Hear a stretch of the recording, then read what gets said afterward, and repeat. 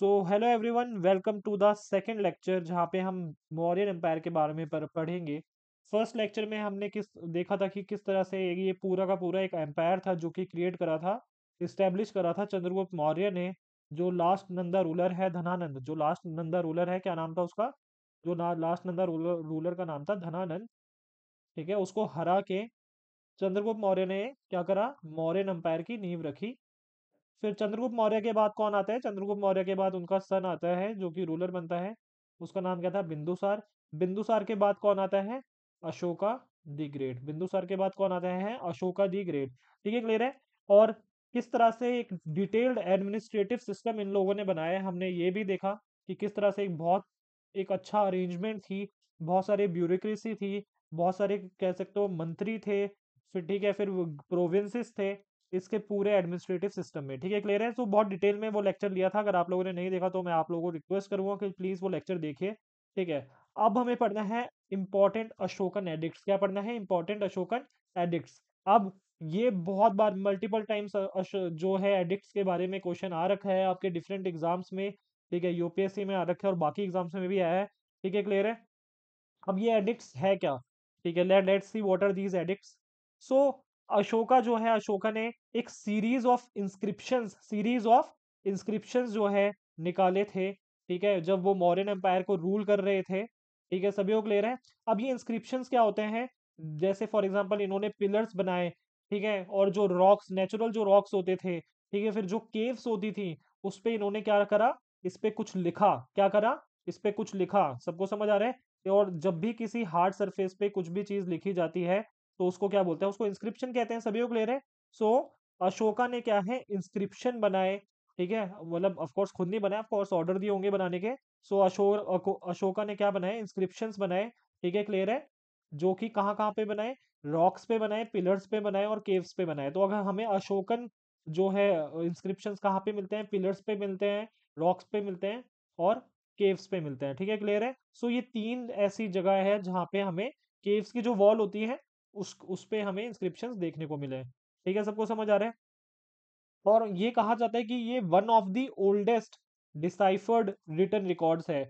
यानी जो हिस्ट्री, जब हम एंशियंट हिस्ट्री पढ़ते हैं इंडिया की, तो फिर जब हम देखते हैं कि भाई अगर ऐसी कोई चीज जिसको डिसाइफर कर लिया गया है, जिसको जिसको जिसके बारे में हमें पूरी नॉलेज हो गई है कि इस पे क्या लिखा हुआ है, तो ये जो हमारे अशोकन एडिक्ट्स हैं, ये इसको बिलोंग करते हैं। सबको समझ आ रहा है? जैसे फॉर एग्जांपल हम इंडस वैली सिविलाइजेशन की जो वो थी, जो इंडस वैली सिविलाइजेशन की स्क्रिप्ट थी, आपको याद होगा सभी को कि आईवीसी की जो स्क्रिप्ट थी, क्या वो डिसाइफर हो चुकी है? ऑफ कोर्स वो डिसाइफर नहीं हो चुकी है। अगर हो जाएगी जिस दिन, आप लोगों का सिलेबस डबल ट्रिपल हो जाएगा। ठीक है, हिस्ट्री का और डिफिकल्ट हो जाएगी आप लोगों के लिए हिस्ट्री। सो उम्मीद करिए कि ये चीज़ ना हो, बट ऐसे कहना नहीं चाहिए। ठीक है, क्योंकि हिस्ट्री पढ़ना बहुत ज़्यादा इंपॉर्टेंट है, ताकि आज जो भी हम लाइफ में डिसीजंस लेते हैं या फिर जो भी इवन गवर्नमेंट जो डिसीजन लेती है, वो कहीं ना कहीं कह सकते हो हिस्टोरिकली रिलेटेड होता है। सभी को क्लियर है?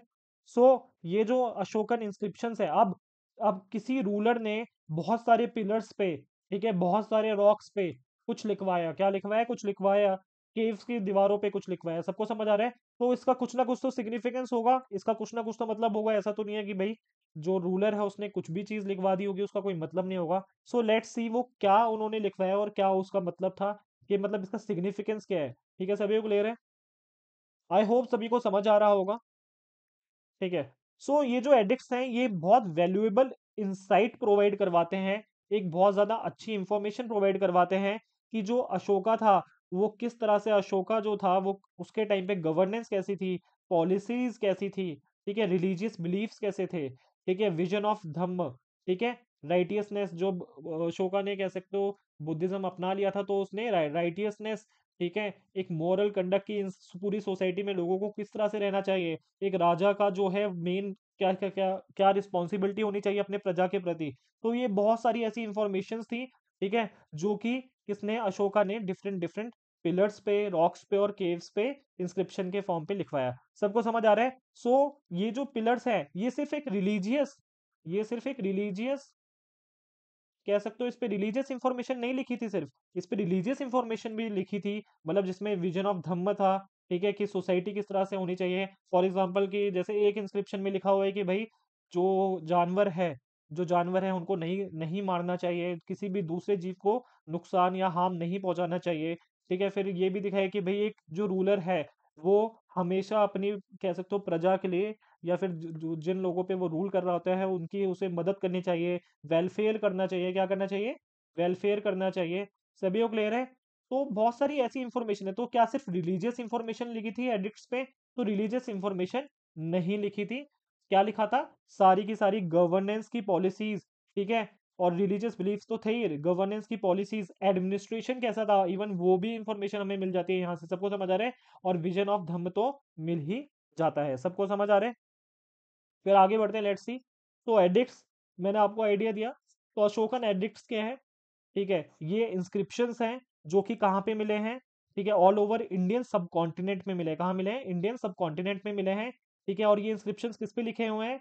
ये पिलर्स पे लिखे हुए हैं, रॉक्स पे लिखे हुए हैं, केव्स पे लिखे हुए हैं। ठीक है, क्लियर है? सो आगे बढ़ते हैं।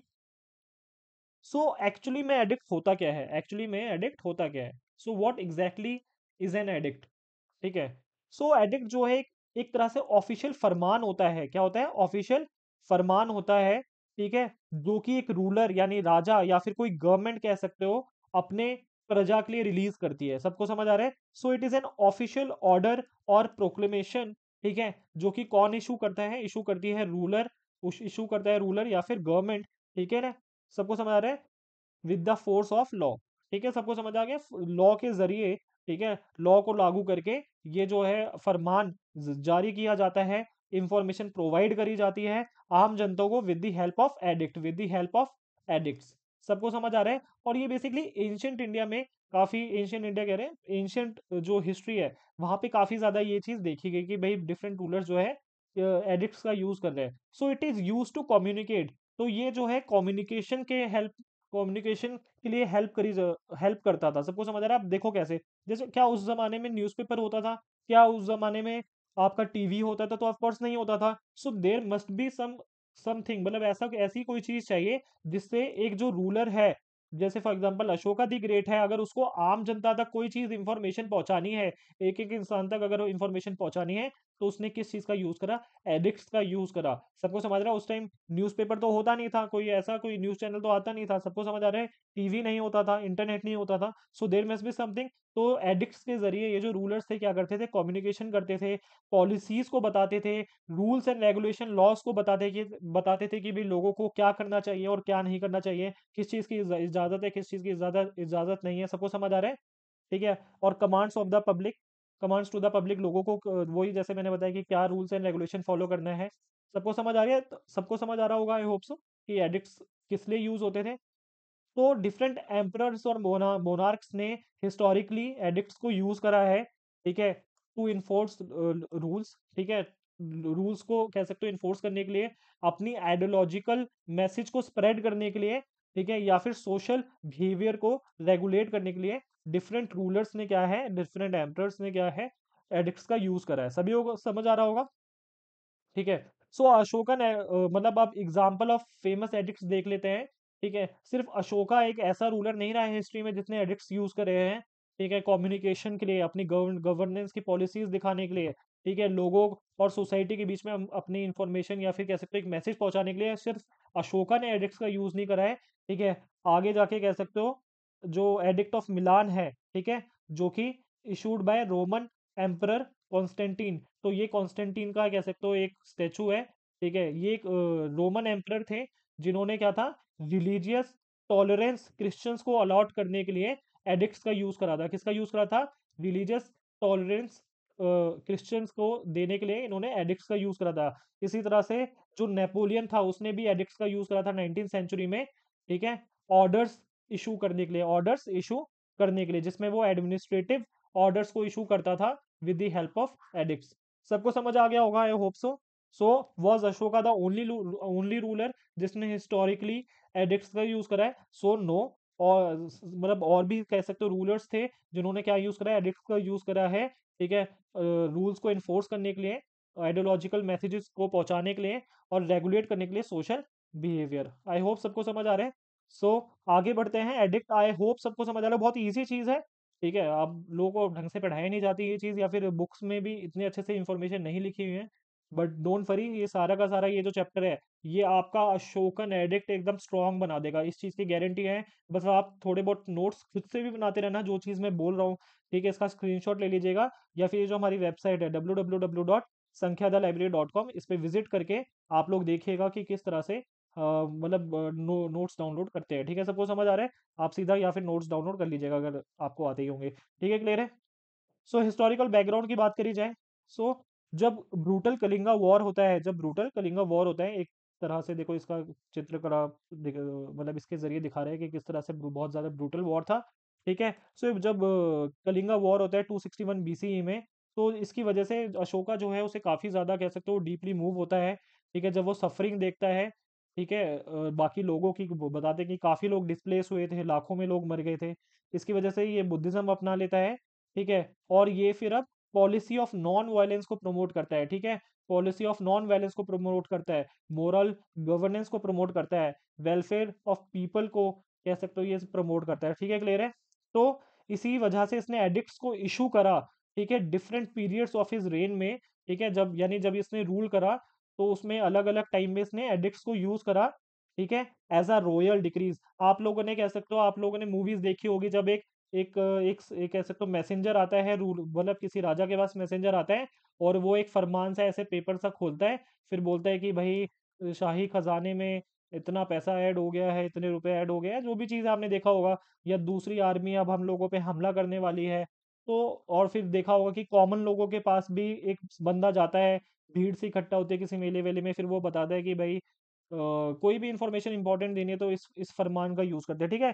तो ये तो हो गया मिडिवल पीरियड में ऐसा होता था, ठीक है, क्लियर है। लेकिन एंशियंट एंशियंट टाइम की अगर बात करी जाए, तो अशोका जो है उसने क्या करा, एडिक्ट्स को यूज करा रॉयल डिक्रीज के लिए, to propagate Dhamma and administrative instruction. तो धम्म तो प्रमोट करना ही था उसे, धम्म तो प्रमोट करना ही था, क्योंकि काफी ज्यादा उसको कह सकते हो बहुत ज्यादा अफेक्ट हुआ था उसको, जब उसने कलिंगा वॉर के सफरिंग्स देखी, लोगों की सफरिंग्स देखी, तो उसने प्रोपोगेट करने के लिए धम्म को, और साथ में एडमिनिस्ट्रेटिव इंस्ट्रक्शंस प्रोवाइड करने के लिए, एडमिनिस्ट्रेटिव इंस्ट्रक्शंस प्रोवाइड करने के लिए उसने क्या करा, उसने बेसिकली एडिक्ट्स एडिक्ट्स करवाए, एडिक्ट्स बनवाए अलग अलग जगह पे, ऑल ओवर इंडियन सब कॉन्टिनेंट, ऑल ओवर इंडियन सब कॉन्टिनेंट, ठीक है, क्लियर है। अब लोकेशंस एंड लैंग्वेजेस की बात करी जाए, तो जो अब किसी चीज को लिखा गया है, ठीक है, और पिलर्स यूज करें, रॉक्स यूज करें, ठीक है, पिलर्स यूज करें, रॉक्स यूज करें, केव्स केव्स पे हैं, अब ऑफ कोर्स ये पिलर्स किसी ना किसी लोकेशंस पे होंगे, ऑफ कोर्स ये रॉक्स किसी ना किसी लोकेशन पे होंगे, ऑफ कोर्स ये जो केव्स हैं जिस पे ये इंस्क्रिप्शंस लिखे हैं किसी ना किसी लोकेशन पे होंगे।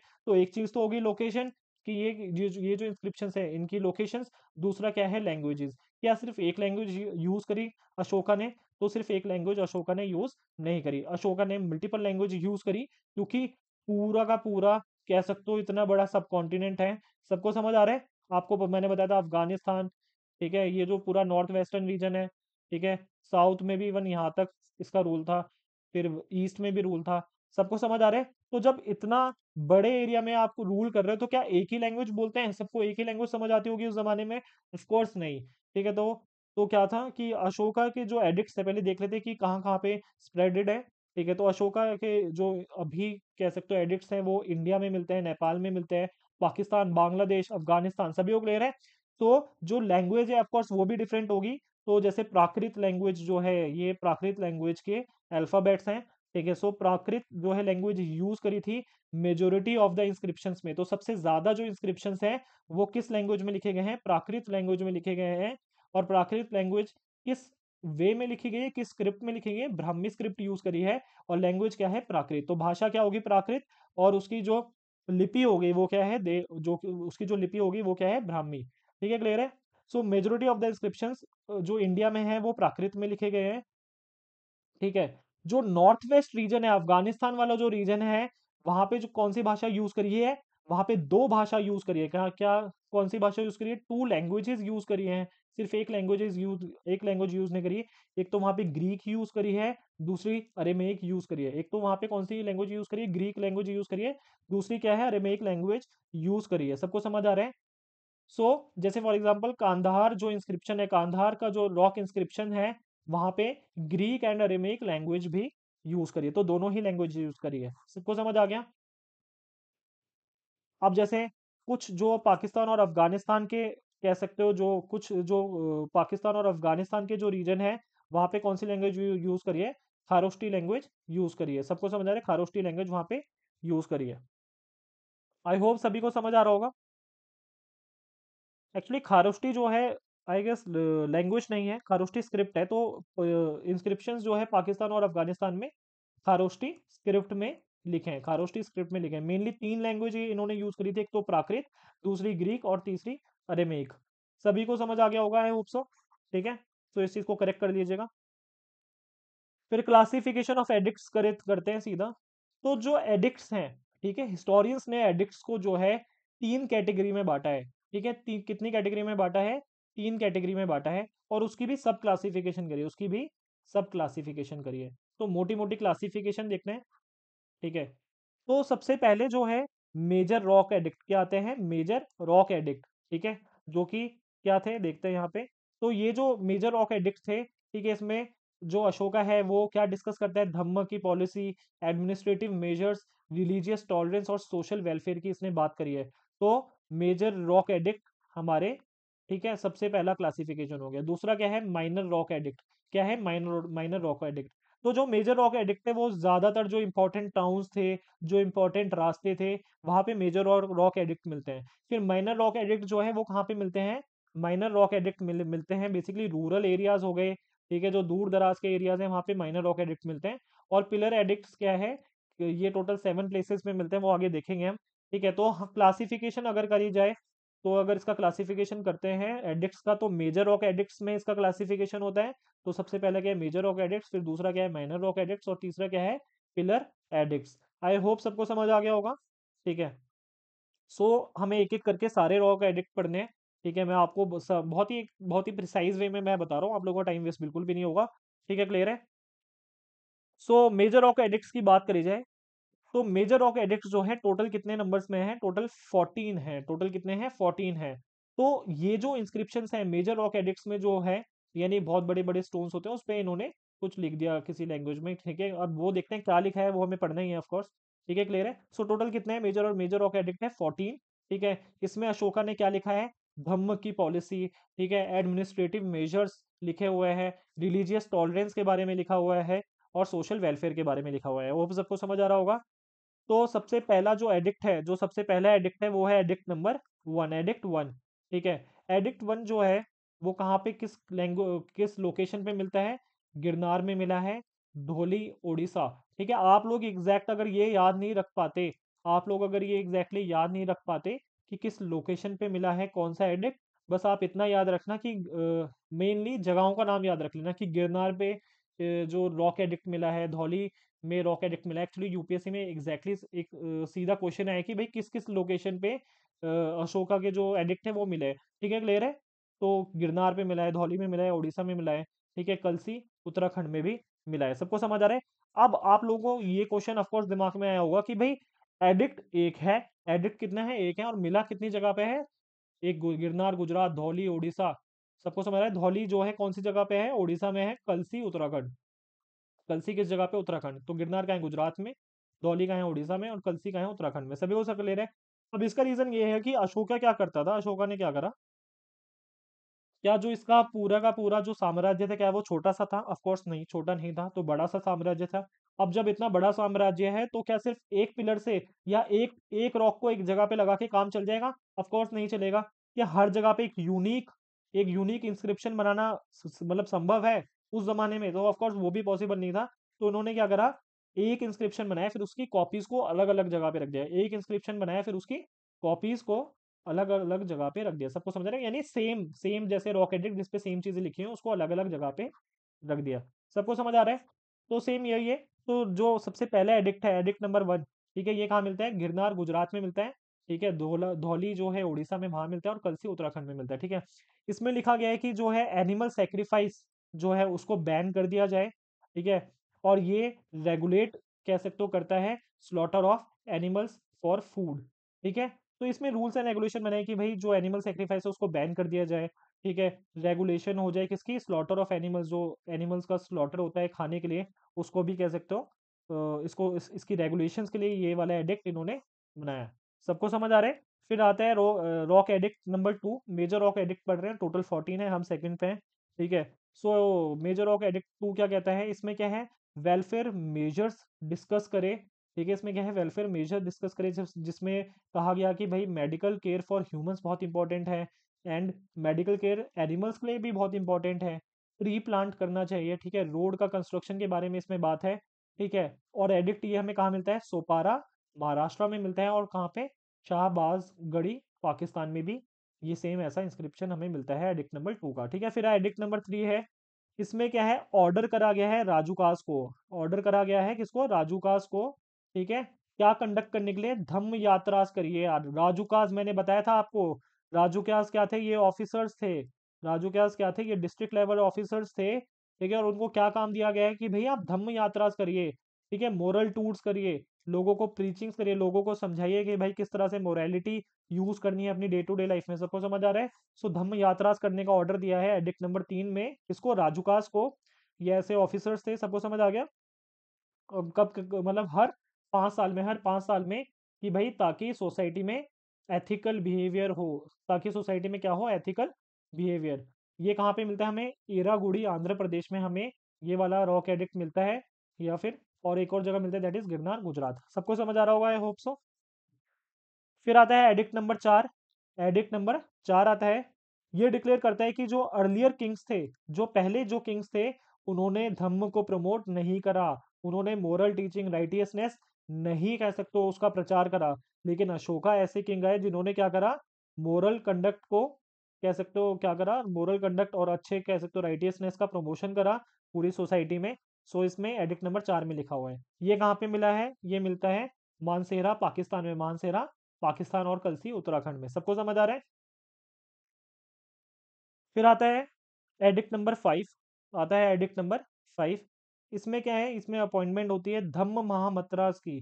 धम्म महामतराज ऐसे ऑफिसर्स जिनकी क्या रिस्पॉन्सिबिलिटी थी, कि भाई एथिकल वैल्यूज को आपको स्प्रेड करना है। क्या स्प्रेड करना है, एथिकल वैल्यूज को प्रमोट करना है, और साथ में जो जरूरतमंद लोग हैं उनकी मदद करनी है। ठीक है, और आपको किसका ख्याल रखना है, जो जरूरतमंद लोग हैं।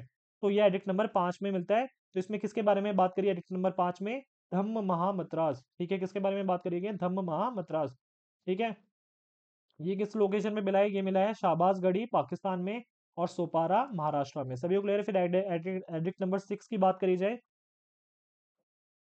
सो एडिक्ट नंबर 6 की अगर हम बात करते हैं, तो एडिक्ट नंबर 6 में, इसमें किस चीज की बात करी गई है एडिक्ट नंबर 6 में।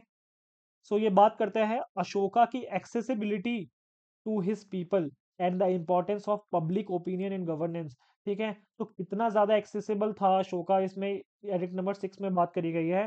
ठीक है, और पब्लिक ओपिनियन गवर्नेंस में कितनी ज्यादा इंपॉर्टेंट है, ये भी एडिक्ट नंबर 6 में बात करिए। और ये किसमें लिखा है, कलसी उत्तराखंड में ये वाला रॉक एडिक्ट मिलता है।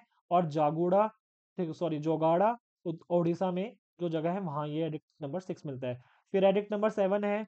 इसमें क्या प्रमोट करा गया है, रिलीजियस टॉलरेंस। जो दूसरे का रिलीजन है उससे आपको फर्क नहीं पड़ना चाहिए, तो रिलीजियस टॉलरेंस है वो प्रमोट करा गया है। इंकरेज करा गया है हार्मनी बिटवीन डिफरेंट सेक्स। तो जो डिफरेंट सेक्स हैं उसमें आपस में लड़ाई ना हो। ठीक है, तो उसके लिए क्या है, हार्मनी प्रमोट करी गई है एडिक्ट नंबर 7 में। और ये कहाँ मिलता है, कलसी उत्तराखंड और गिरनार गुजरात में। फिर एडिक्ट नंबर 8 है। ये क्या करता है, डिस्क्राइब करता है Ashoka's personal pilgrimage to holy places like Bodh Gaya instead of royal hunting trips. तो ये एडिक्ट नंबर 8 बताता है। एडिक्ट नंबर 8 क्या बताता है, ये बताता है कि जो अशोका था वो हंटिंग ट्रिप्स पे नहीं जाता था बाकी रूलर्स की तरह, जो शिकार पे जाया करते थे, ये अशोका उनकी तरह नहीं था। ये किस पे जाता था, पिलग्रिमेज पे जाता था। और ये कहाँ गया था, पिलग्रिमेज में बोध गया में गया था। और ये एडिक्ट नंबर 8 में बताया। सबको समझ आ रहा है। सो ये जो है एडिक्ट नंबर 8 ये मिलता है धौली उड़ीसा एंड जागोड़ा उड़ीसा। सबको समझ आ गया होगा, आई होप सो। फिर सभी को क्लियर है, फिर आगे बढ़ते हैं। अब एडिक्ट नंबर 9 है। इसमें बहुत ज़्यादा क्रिटिसिज्म करा गया है। ठीक है, जो खोखले रिचुअल्स हैं। और इसमें किस भी चीज़ पे फोकस करने के लिए गया है, ट्रू मोरालिटी पे ज़्यादा जोर दिया गया है। ठीक है, ट्रू मोरालिटी पे ज़्यादा जोर दिया गया है, यानी धम्म पे जोर दिया गया है, ना कि रिलीजियस सेरेमनीज पे। तो रिलीजियस सेरेमनीज को कम कह सकते हो दिखाया है कि रिलीजियस सेरेमनीज का कोई फायदा नहीं है। फायदा किसका है कि एक इंसान का मोरल वैल्यूज कैसी हैं। सबको समझ आ रहा है। ये कहाँ पे मिला है, एडिक्ट नंबर 9। ये है शाहबाजगढ़ी पाकिस्तान में और गिरनार गुजरात में। तो दिस इज एडिक्ट नंबर 9। फिर एडिक्ट नंबर 10 की अगर बात करी जाए, ये स्टेट करता है, state that glory does not come from conquest but from spreading dhamma. तो ये जो है एडिक्ट नंबर 10 ये कहता है कि जो ग्लोरी है, ठीक है, जो ग्लोरी है वो कॉन्क्वेस्ट से नहीं, ठीक है, कब्जा करके नहीं आती, लेकिन किससे आती है ग्लोरी? एक इंसान की ग्लोरी बढ़ती है धम्म को स्प्रेड करने से। किसको? धम्म को स्प्रेड करने से। सभी को ले रहा है होप सो। तो ये हमें कहाँ पे मिला है? ये हमें मिला है कलसी उत्तराखंड में। कहाँ मिला है ये वाला हमें? तो एडिक्ट नंबर 10 कलसी उत्तराखंड में और जोगाड़ा उड़ीसा में। फिर एडिक्ट नंबर 11 है। एडिक्ट नंबर 11 की अगर बात करी जाए, ये डिफाइन करता है धम्म को। ये क्या करता है? डिफाइन करता है धम्म को, ठीक है, एज हेल्पिंग अदर्स। तो धम्म की आप सोच भी रहे होंगे कि भाई तो धम्म है क्या, इतनी देर से बोला है। तो ये एडिक्ट नंबर 11 में ही डिफाइन कर दिया है कि ठीक है, दूसरे की हेल्प करो, ठीक है, कंपैशनेट रहो, ट्रूथफुलनेस रहो, मतलब ट्रुथ बोलो, कहीं मतलब झूठ मत बोलो, ठीक है, मोरल्स के साथ अपनी ज़िंदगी को जियो, ठीक है। ये एडिक्ट नंबर 11 में धम्म की डेफिनेशन दी है। सो ये कहाँ पे मिलता है? मनसेरा पाकिस्तान में मिलता है ये वाला एडिक्ट नंबर 11, और गिरनार गुजरात में। फिर एडिक्ट नंबर 12 की अगर बात करी जाए, ये एडवोकेट करता है, क्या एडवोकेट करता है? ये किस चीज़ को प्रमोट करता है? रिलीजियस टॉलरेंस को प्रमोट करता है और अंडरस्टैंडिंग अमंग ऑल सेक्ट्स, ठीक है। तो ये किसको, किसका प्रमोशन कर रहा है कि भाई रिलीजियस टॉलरेंस होनी चाहिए और अंडरस्टैंडिंग होनी चाहिए सारे सेक्ट्स में, ठीक है। ये कहाँ पे मिलता है? कलसी उत्तराखंड और सोपारा महाराष्ट्र, सोपारा महाराष्ट्र। सो आई होप सबको समझ आ गया होगा कि ये जो इंस्क्रिप्शन है इन पे क्या क्या लिखा हुआ था। ये जो रॉक्स हैं, पिलर्स हैं, क्या इन पे ऐसी नकली कुछ बातें लिखी हुई थी? ऑफ कोर्स नहीं, इन पे बहुत इंपॉर्टेंट चीजें लिखी हुई थी, ठीक है, जो कि मैं आप लोगों को ऑलरेडी बता रहा हूँ। ठीक है, फिर आगे बढ़ा जाए। So edict number 9, sorry sorry, edict number 13 आता है। तो एडिक्ट नंबर 13 सबसे इंपॉर्टेंट में से एक मेजर रॉक एडिक्ट है। इसमें क्या है? ये one of the most famous addict है, जहाँ पे अशोक जो है, अशोका जो रूलर है, वो काफी ज्यादा डीप रिमोर्स, काफी ज्यादा दुख जताता है जब कलिंगा वॉर होता है उसके बाद। सबको समझ आ रहा है? और बहुत ज्यादा पीड़ा इसमें एक्सप्रेस करी गई है अशोका द्वारा, ठीक है। और फिर जैसे ही ये वॉर होता है, इसके बाद जो है, इसमें ये क्या करता है? धम्म विजय, ठीक है, धम्म विजय को प्रमोट करता है, यानी कॉन्क्वेस्ट थ्रू राइटियसनेस। यानी अगर आपको कॉन्क्वेस्ट करना है, ये मैंने आपको पहले भी पढ़ाया था प्रीवियस लेक्चर, तो अगर कॉन्क्वेस्ट करना है तो आपको किसके जरिए कॉन्क्वेस्ट करना है किसी जगह का? तो आपको राइटियसनेस के जरिए करना है। किसके जरिए? राइटियसनेस। क्या आपको किसी जगह को फोर्स के जरिए कॉन्क्वेस्ट करना है? नहीं, ठीक है, आपको फोर्स यानी मिलिट्री कॉन्क्वेस्ट नहीं करना है। अगर आपको कॉन्क्वेस्ट करना है तो राइटियसनेस के जरिए आपको किसी भी जगह को कॉन्क्वेस्ट करना है। सभी को क्लियर है? सो ये एडिक्ट नंबर 13 में लिखा हुआ है, ठीक है। सो इसकी लोकेशन क्या है? धौली उड़ीसा इसकी लोकेशन है। शाहबाजगढ़ी लोकेशन है, ठीक है, जो कि पाकिस्तान में है। और जोगाड़ा उड़ीसा में इसकी लोकेशन है। सबको समझ आ गया? फिर एडिक्ट नंबर 14, इसमें समरी लिखी हुई है कि अशोक है कि एडिक्ट पे क्या लिखा हुआ है। सो इस पे समरी लिखी हुई है कि अशोकन एडिक्ट्स पे क्या लिखा हुआ है। देयर पर्पस ऑफ स्प्रेडिंग धम्म, ठीक है, फॉर फ्यूचर जनरेशन। और क्यों इन्होंने धम्म का कह सकते हो स्प्रेड करा आगे जनरेशन के लिए, ठीक है। ये एडिक्ट नंबर 14 में लिखा है। ये बहुत सारी लोकेशंस में मिले हैं, इंडिया, नेपाल, पाकिस्तान में, ठीक है। सो डिफरेंट लोकेशंस पे मिले हैं। क्या सिर्फ इंडिया में मिलते हैं अशोकन एडिक्ट्स? नहीं, पूरे इंडियन सब कॉन्टिनेंट में देखे गए हैं, ठीक है। फिर आगे बढ़ते हैं। माइनर रॉक एडिक्ट्स की बात करी जाए, तो ये छोटे इंस्क्रिप्शंस थे। क्या थे? छोटे इंस्क्रिप्शंस थे जिसपे ज्यादा इंफॉर्मेशन नहीं लिखी थी, ठीक है, क्लियर है। और ये 17 से ज्यादा साइट्स पे हमें मिलते हैं, दैट इज, ठीक है, माइनर रॉक एडिक्ट्स की हम बात करें, ठीक है। So these are smaller inscriptions जहाँ पे ज्यादा पर्सनल और कह सकते हो फोकस करा है अशोका की पर्सनल बिलीफ्स पे, ठीक है। एडॉप्शन ऑफ बुद्धिज्म की बात करी गई है। और इसकी जो अशोका है उसने अपील करी है माइनर रॉक एडिक्ट्स में, ठीक है, आप कॉमन लोगों को, ठीक है, कि भाई आप धम्म को फॉलो करिए। कॉमन लोगों को क्या बोले? धम्म को फॉलो फॉलो करिए। तो ये छोटे इंस्क्रिप्शंस हैं, इसलिए इन्हें माइनर रॉक एडिक्ट्स बोला गया है। सो माइनर रॉक एडिक्ट नंबर अगर 1 की बात करी जाए, ठीक है, माइनर रॉक एडिक्ट अगर 1 की बात करी जाए, तो इसमें डायरेक्ट अपील करी है अशोका ने। क्या करी है? डायरेक्ट अपील करी है अशोका ने कि भाई आप धम्म को फॉलो करिए। क्या करिए? धम्म को फॉलो करिए, एथिकल वैल्यूज को फॉलो करिए। सबको समझ आ रहा है? हर इंसान को धम्म फॉलो करना चाहिए अपनी जिंदगी में। ये एडिक्ट नंबर में माइनर एडिक्ट 1 कहता है, ठीक है, क्लियर है। और ये कहाँ पे मिलता है? मस्की कर्नाटका में मिला है, ठीक है। कहाँ पे मिला है? मस्की कर्नाटका में मिला है। ब्रह्मगिरी कर्नाटका में मिला है, ठीक है, सबको समझ आ रहा है। गविनाथ कर्नाटका में मिला है। जतिगा रामेश्वर, ठीक है, जतिगा रामेश्वर में मिला है, महाराष्ट्र, ठीक है। सो माइनर रॉक एडिक्ट 2 कहता है, ये भी सेम था एडिक्ट नंबर 1 की तरह, बट इसमें क्या है, धम्म महामद्रास के बारे में बात करी गई है एक्स्ट्रा। तो जो 1 में लिखा था वो तो था ही, और धम्म महामद्रास के बारे में बात करी गई है और इनकी क्या ड्यूटी थी, ठीक है। ये कहाँ पे मिलता है, एडिक्ट माइनर रॉक एडिक्ट 2, ये मिलता है रूपनाथ मध्य प्रदेश में, ठीक है, पंगोरिया, ठीक है, पंगोरिया मध्य प्रदेश में, और भबरू राजस्थान में। सबको समझ आ गया। फिर माइनर रॉक एडिक्ट 3 है, ये एंकरेज करता है लोगों को क्या फॉलो करने के लिए, टीचिंग्स ऑफ बुद्धा, की भाई लोगों को टीचिंग्स ऑफ बुद्धा को फॉलो करना चाहिए और ऑब्जर्व करना चाहिए धम्म, ठीक है। तो देख रहे हो कि कुछ ज़्यादा इतनी इंपॉर्टेंट चीज़ें नहीं है, धम्म के बारे में सब बार बार बात हो रही है, ठीक है। ये कहाँ पे मिलता है, बैरात राजस्थान में। फिर भबरू एडिक्ट है, भबरू एडिक्ट में क्या है, क्या रिवील करा गया है, इसमें रिवील करा गया है अशोका का पर्सनल डिवोशन टू बुद्धिज्म, की अशोका जो है, ठीक है, जो अशोका जो रूलर है वो खुद बुद्धिज्म को कितने अच्छे से फॉलो करते हैं, ठीक है। और मेंशन करते हैं बुद्धिस्ट टेक्स्ट, और जो कि अशोका ने रिकमेंड करे थे, मेंशन करते हैं बुद्धिस्ट टेक्स्ट, कि भाई अशोका ने जो अपने लोगों को बोला था कि आप लोगों को ये बुद्धिस्ट टेक्स्ट पढ़ने चाहिए, तो ये भी भब्रू राजस्थान में मिला है, सभी सभी को ले रहे हैं। फिर सोपारा एडिक्ट है, सोपारा एडिक्ट में क्या है, इसमें अशोका जो है कंसर्न जताते हैं, कंसर्न जताते हैं, ठीक है, लोगों के मोरल का और स्पिरिचुअल वेलबींग के लिए, ठीक है, लोगों के मोरल के लिए और स्पिरिचुअल वेलबींग के लिए। ये मिलता है सोपारा महाराष्ट्र में। आई होप सबको समझ आ रहा है। ये है माइनर रॉक एडिक्ट्स। अभी इससे पहले हमने पढ़ा था major rock addicts.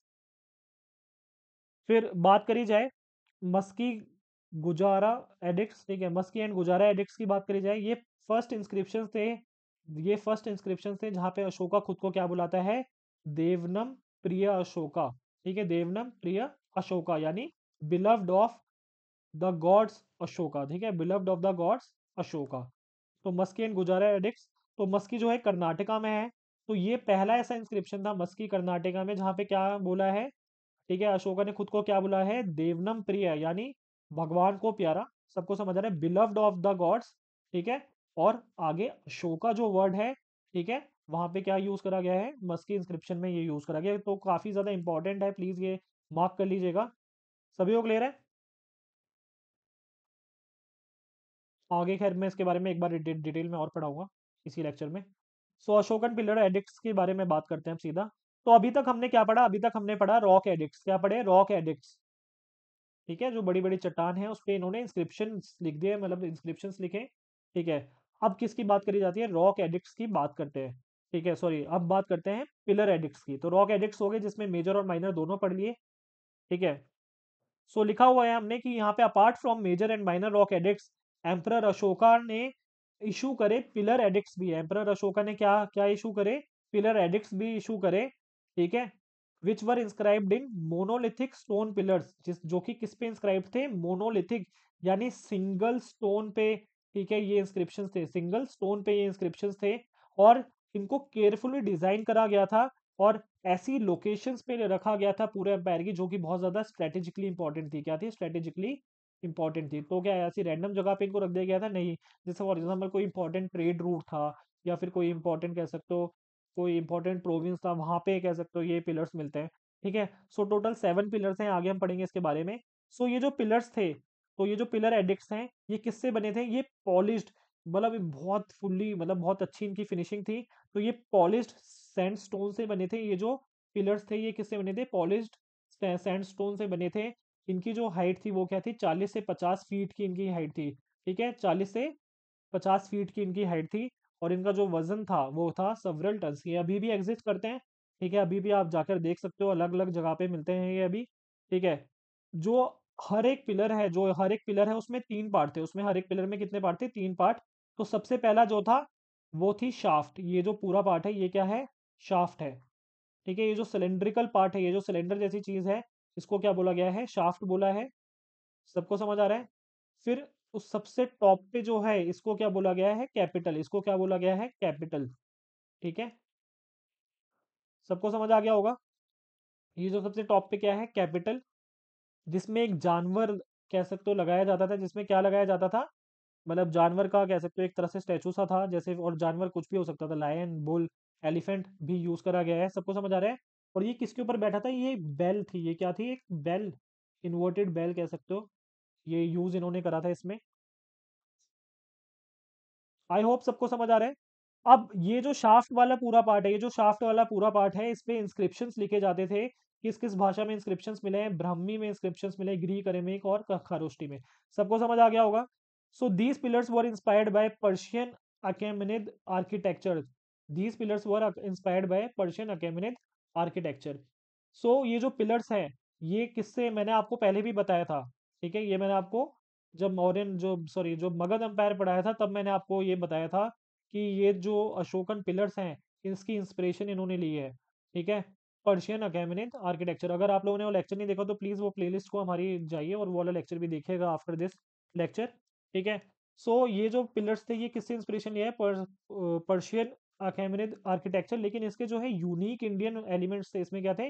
Unique Indian elements थे। जैसे फॉर एग्जांपल जो लायन कैपिटल ऑफ सारनाथ है, जो लायन कैपिटल ऑफ सारनाथ है, ठीक है?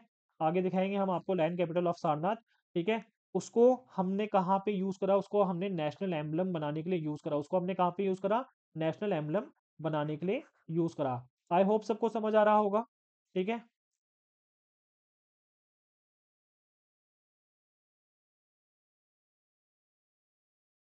सो अशोकन पिलर जो है, अशोकन पिलर है, उसकी क्लासिफिकेशन जो है करी गई है। अशोकन पिलर जो है उसकी क्लासिफिकेशन करी गई है, ठीक है? इसको भी मेजर और मेजर पिलर एडिक्ट्स हैं और माइनर पिलर एडिक्ट्स हैं। मेजर पिलर एडिक्ट्स हैं और माइनर पिलर एडिक्ट्स है। तो मेजर पिलर एडिक्ट्स जो हैं टोटल कितने हैं? 7 मेजर पिलर एडिक्ट्स आपके कितने हैं? मेजर पिलर एडिक्ट्स, इसकी भी क्लासिफिकेशन और माइनर पिलर एडिक्ट्स। तो जो मेजर पिलर एडिक्ट्स हैं ये टोटल आपके 7 हैं, ठीक है? और minor pillar pillar pillar addicts जो हैं ये कहीं कहीं पे मिलते हैं, ठीक है? तो जो मेजर पिलर एडिक्ट्स है, इसमें गवर्नेंस के बारे में बात करी गई है, धम्म के बारे में बात करी गई है, नॉन वायलेंस के बारे में बात करी है और एडमिनिस्ट्रेशन के बारे में बात करी गई है। इसी तरह से जो माइनर पिलर एडिक्ट्स हैं, इसमें जो है क्या है? पर्सनल मैसेजेस हैं अशोका द्वारा, ठीक है? अपनी अपनी जनता के लिए। यहाँ पे ज़्यादा फोकस बुद्धिज्म पे करा गया है और जो अशोका है वो किस तरह से कमिटेड था धम्म के प्रति, ये कह सकते हो माइनर पिलर एडिक्ट्स में लिखा गया है, ठीक है? यहाँ पे मैंने एक इमेज अटैच करी हुई है, इमेज अटैच करी हुई है, दिल्ली टोपरा पिलर, ठीक है? दिल्ली टोपरा पिलर, ठीक है? ये जो है ये ये अभी दिल्ली में है। ये जो ये वाला अशोकन पिलर जो है, ठीक है? ये कहाँ पे है? दिल्ली में है। लेकिन ओरिजिनली ये वाला कहाँ पे था? ये जो पिलर था, ये दिल्ली में लाया गया एक जगह से जिसका नाम है टोपरा कला। क्या है? टोपरा कला। सबको समझ आ रहा है? सो 14 सेंचुरी में एक राजा आता है, ठीक है? एक रूलर था, फिरोज शाह तुगलक। क्या नाम था उसका? फिरोज शाह तुगलक। आगे हम मिडिवल हिस्ट्री में पढ़ेंगे, आप लोगों ने नाम भी सुना होगा, ठीक है? आप लोगों ने नाम भी सुना होगा, जैसे जो अभी आई गेस जेटली स्टेडियम करके है जो दिल्ली में, पहले उसका नाम क्या था? उसका नाम था फिरोज शाह कोटला, ठीक है? फिरोज शाह कोटला स्टेडियम। सो जो फिरोज शाह तुगलक है, फिरोज शाह तुगलक जो है, उसने क्या करा? टोपरा कलान जो कि एक हरियाणा में जगह है, वहां से इस पिलर को लाया और दिल्ली में लगा दिया। इस पिलर को कहाँ से लाया? टोपरा कला हरियाणा से, और कहाँ पे लगा दिया? दिल्ली से, दिल्ली में इंस्टॉल कर दिया। सबको समझ आ रहा है? फिर आगे बढ़ते हैं सीधा। तो ये मैंने लिख दिया, आप प्लीज ये याद रखना, दिल्ली टोपरा पिलर कौन लेकर आया था इसको? किस रूलर ने इसका आदेश दिया था कि भाई ये दिल्ली में आना चाहिए? फिरोज शाह तुगलक ने इस चीज का आदेश दिया था, ठीक है? आगे बढ़ा जाए। सो मेजर पिलर एडिक्ट की बात करी जाए, 1 से लेकर 7 तक, ठीक है? मैंने बताया टोटल 7 थे ये। सो पिलर एडिक्ट नंबर 7, इसमें अशोका है और अशोका ने बात करी है धम्म महामद्रास के बारे में, बात करी है, ठीक है? सो अशोका ने किसके बारे में बात करी है? धम्म महामद्रास के बारे में इसमें बात करी है अशोका ने, ठीक है? जिनको किस चीज के लिए स्प्रेड करा गया था कि भाई आप मोरल टीचिंग्स को स्प्रेड करिए पूरे एम्पायर में, ठीक है? जस्टिस को इंश्योर करिए। किस चीज को इंश्योर करिए? जस्टिस को इंश्योर करिए और प्रोटेक्ट करिए पुअर लोगों को और एल्डरली लोगों को प्रोटेक्ट करिए। ये किस लैंग्वेज में थे? एक चीज याद रखना, सारे के सारे अशोकन पिलर्स ब्राह्मी स्क्रिप्ट में, प्राकृत लैंग्वेज में लिखे गए थे। ब्राह्मी स्क्रिप्ट और प्राकृत लैंग्वेज में लिखे गए थे, ठीक है? क्लियर है? और ये जो पिलर एडिक्ट नंबर 1 है, ये दिल्ली टोपरा और दिल्ली मेरठ कह सकते हो, ये यहाँ पे मौजूद है। सबको समझ आ रहा है? तो मतलब टोपरा से दिल्ली लाया गया और दूसरा मेरठ से दिल्ली लेकर आया गया।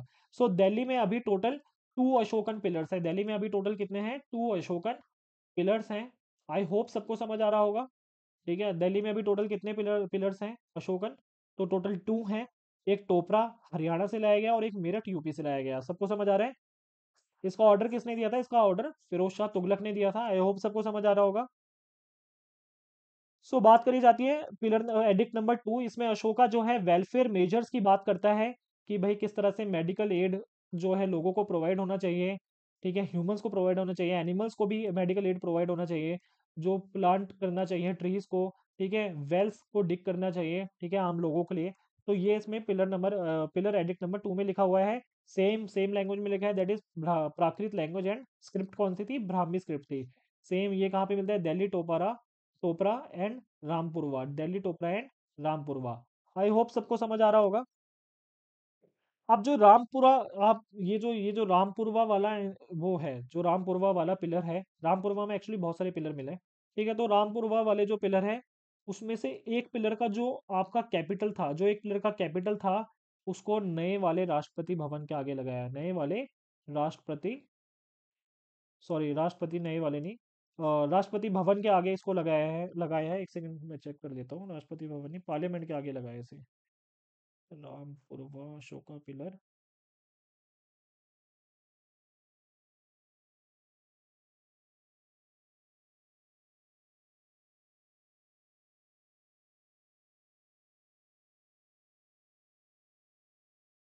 हाँ ठीक है, राष्ट्रपति भवन के आगे ही लगाया है, ठीक है, करेक्ट है इन्फॉर्मेशन। सो जी ये जो रामपुरवा वाला अशोकन पिलर है, इसको कहाँ पे इंस्टॉल करा गया है, इसको इंस्टॉल करा गया है राष्ट्रपति भवन के यहाँ पे इंस्टॉल करा है, ठीक है। मैं एक्चुअली कंफ्यूज हो रहा था कि इसमें, दैट इज आपके पार्लियामेंट में नए वाले, तो नहीं ऐसा नहीं है। तो ये कहाँ पे इंस्टॉल करा गया है, ये रामपुरवा वाला अशोकन पिलर है, इसका जो कैपिटल है कहाँ पे इंस्टॉल करा है, इसको इंस्टॉल अभी कहाँ पे करा हुआ है, आप नेट पे इमेजेस सर्च कर लीजिएगा तो आपको याद भी रहेगा, क्वेश्चन पूछा भी जा सकता है, ठीक है। इसको राष्ट्रपति भवन के यहाँ पे इंस्टॉल करा गया है। फिर अब पिलर एडिक्ट नंबर 3 जो है, पिलर एडिक्ट नंबर 3 है, ठीक है, इसमें ऑर्डर दिया गया है राजूकास को, ठीक है, ये ऑफिसर्स थे, ऑफिशियल्स थे, ठीक है, कि ये जस्टिस जो है प्रोवाइड करे बिना पार्शियलिटी के, क्या करे, प्रोवाइड जस्टिस प्रोवाइड करिए बिना पार्शियलिटी के, और फेयर ट्रीटमेंट रखिए। आपको मैंने बताया था कि राजू कास की भी कोर्ट होती थी, आपको मैंने बताया था प्रीवियस लेक्चर में, राजू कास को की भी क्या होती थी, कोर्ट होती थी, जहाँ पे वो डिस्ट्रिक्ट लेवल पे जस्टिस प्रोवाइड करवाते थे। जिस डिस्ट्रिक्ट लेवल पे क्या प्रोवाइड करवाते थे, जस्टिस प्रोवाइड करवाते थे, ठीक है। सो ऑर्डर्स इसमें राजू कास को मिलते हैं कि भाई आप इम्पार्शियल जस्टिस करिए और फेयर ट्रीटमेंट करिए प्रिजनर्स की। सेम लैंग्वेज में लिखा है, that is Prakrit Brahmi script में लिखा है, ठीक है। ये कहाँ पे मिलता है, लोरिया नंद, क्या कहाँ पे, नंदनगढ़, लोरिया बिहार में मिलता है, और लोरिया अरारज बिहार, ठीक है, ये तो बिहार में मिलता है ये वाला inscription, that is pillar addict number 3, ठीक है, क्लियर है। तो जो लोरिया वाली जगह है, ये नंदनगढ़ वाली बिहार, ये कह सकते हो यहाँ पे भी काफी ज्यादा पिलर देखने को मिला है, ये इसकी इमेज मैंने अटैच करी हुई है। फिर आगे बढ़ते हैं सीधा, पिलर एडिक्ट नंबर 4 है, पिलर एडिक्ट नंबर 4 है। इसमें क्या है, क्रिटिसाइज करा गया है ऐसे लोगों को जिसमें जिनमें पैशन की कमी है, उनको अर्ज करा गया है कि भाई सारे जो रिलीजन्स है उन उसको रिस्पेक्ट करिए, ठीक है, और अपनी ज़िंदगी को एथिकली जिए, ठीक है। ये भी सेम लोरिया नंदनगढ़ बिहार में ये वाला जो पिलर है वो एग्जिस्ट करता है। फिर पिलर एडिक्ट नंबर 5 है, इसमें प्रोटेक्शन ऑफ एनिमल्स की बात करी गई है। जो एनिमल सेक्रीफाइसेस है, जो बलि चढ़ाई जाती थी जानवरों की, उसको उस पे टोटली बैन कर दिया गया है, और हंटिंग को किसी किसी जगह पे बैन कर दिया, ठीक है। तो ये पिलर एडिक्ट नंबर 5 था।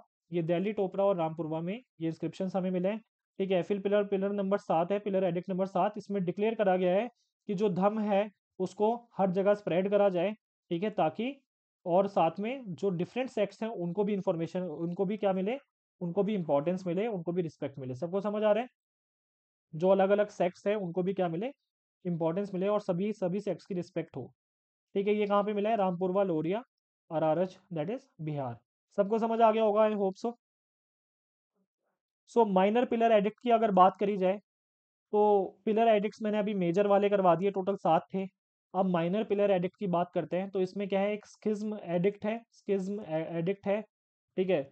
इसमें जो है वार्निंग कह सकते हो दी गई है, बुद्धिस्ट मॉन्क्स को वार्निंग वार्निंग दी गई है, ठीक है, और नन्स को वार्निंग दी गई है कि भाई आप जो है डिवीजन मत होने दीजिए बुद्धिज्म में, ठीक है।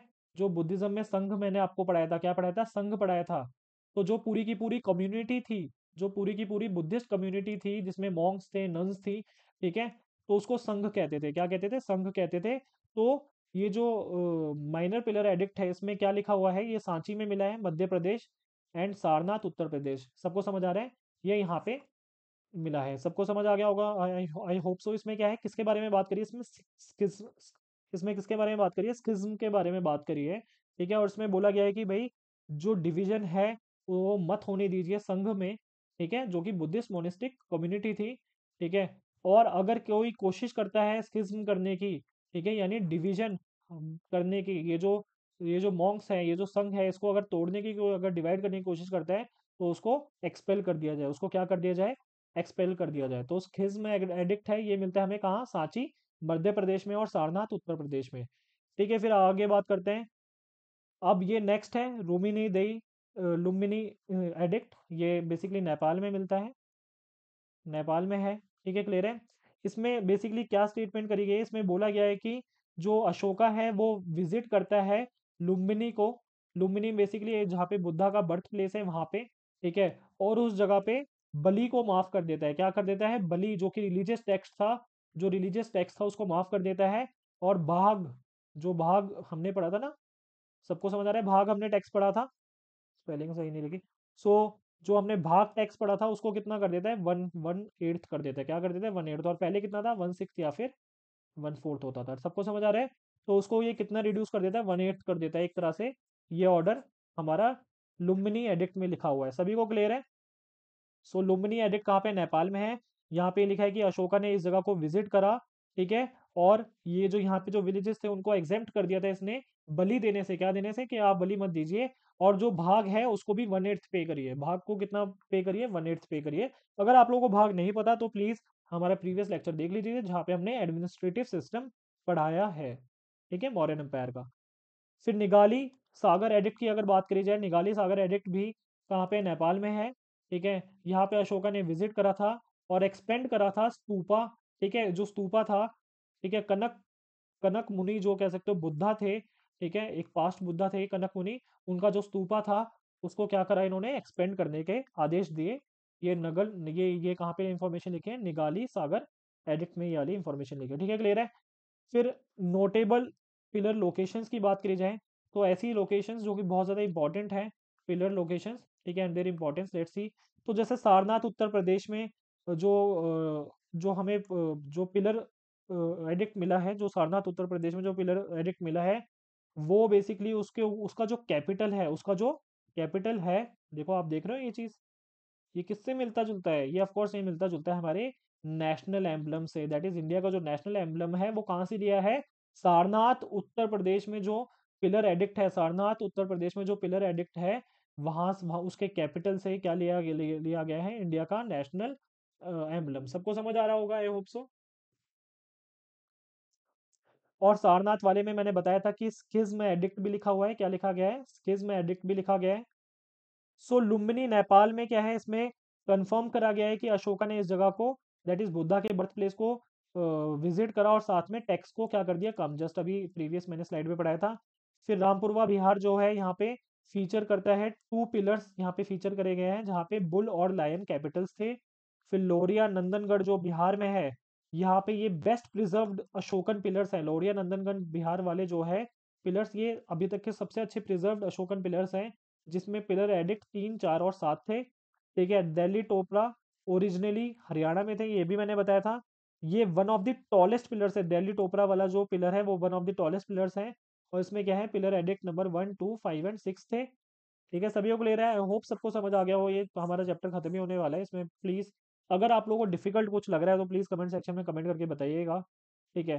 फिर सांची मध्य प्रदेश की बात करी जाए, तो सांची मध्य प्रदेश में स्किज्म एडिक्ट है, ठीक है। और यहाँ पे जो फेमस सांची स्तूपा है उसके पास में ये एग्जिस्ट करता है। सभी को क्लियर है।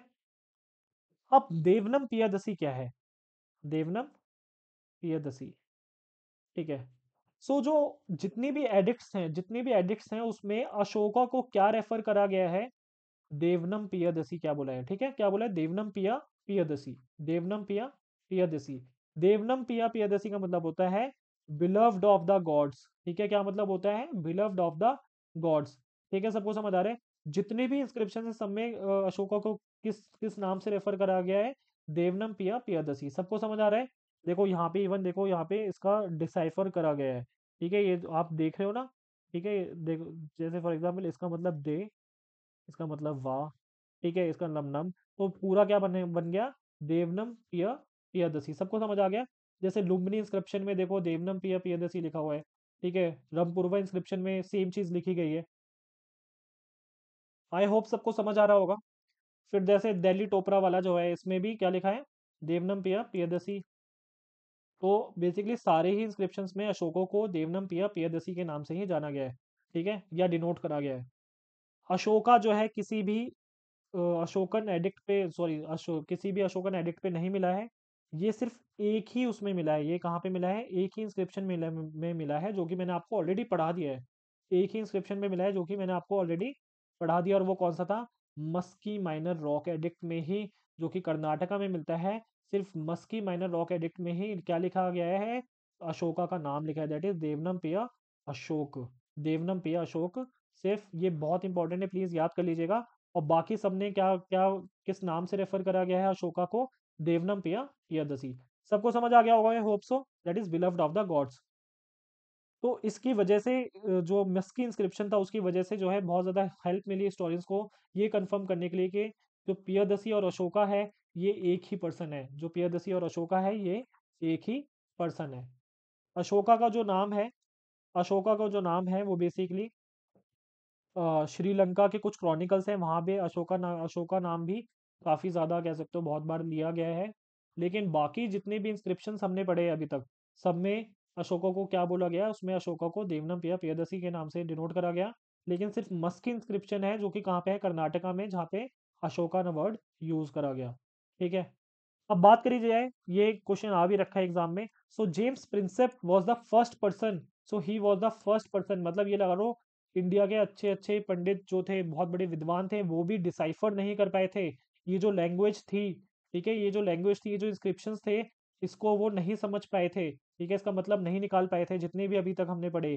तो James Prinsep was the first person, ये ब्रिटिश स्कॉलर थे, ठीक है, जो कि एक न्यूमिस्मेटिस्ट भी थे, तो कॉइन्स की स्टडी करते थे। सबको समझ आ रहा है।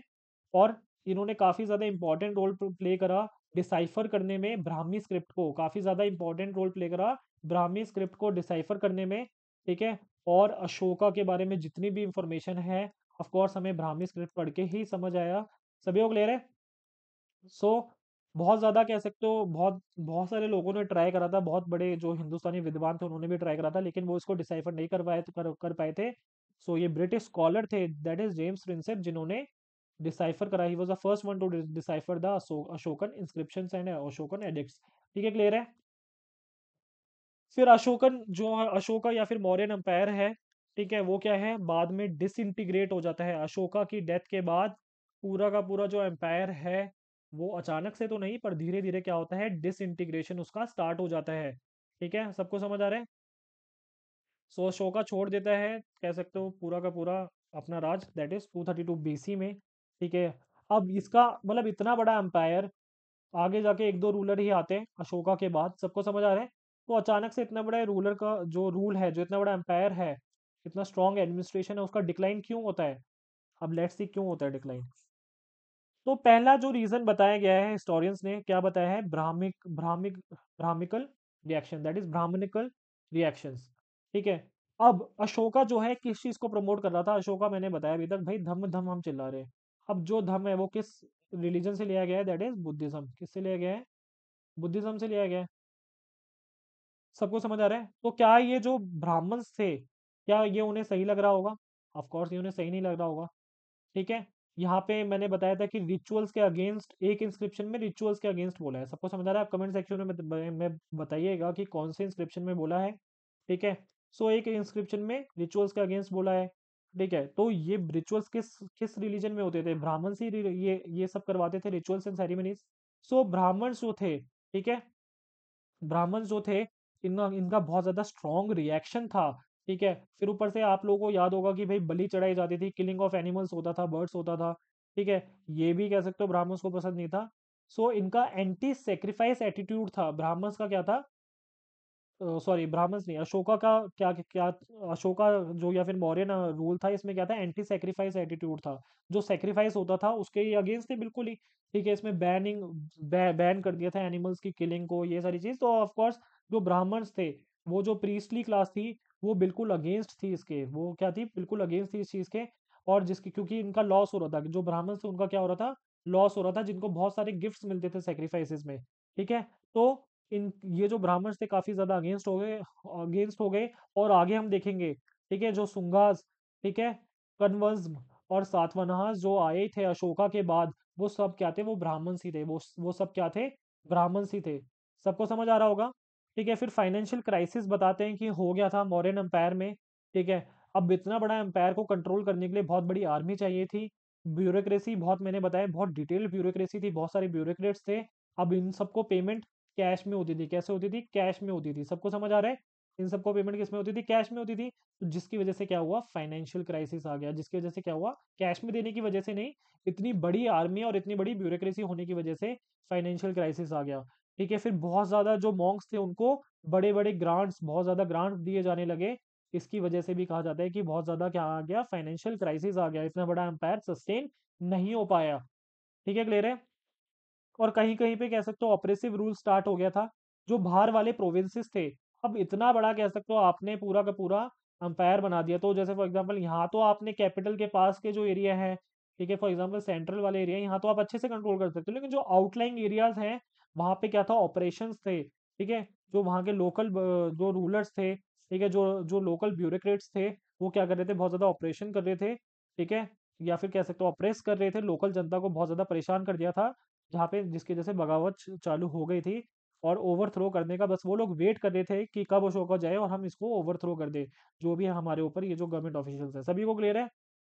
फिर ऊपर से जो मौर्यन या फिर मगध, मगध मैंने आपको बताया था कि मगध इतना बड़ा एम्पायर कैसे बन पाया, मगध में इतने अच्छे-अच्छे रूलर्स कैसे आ पाए?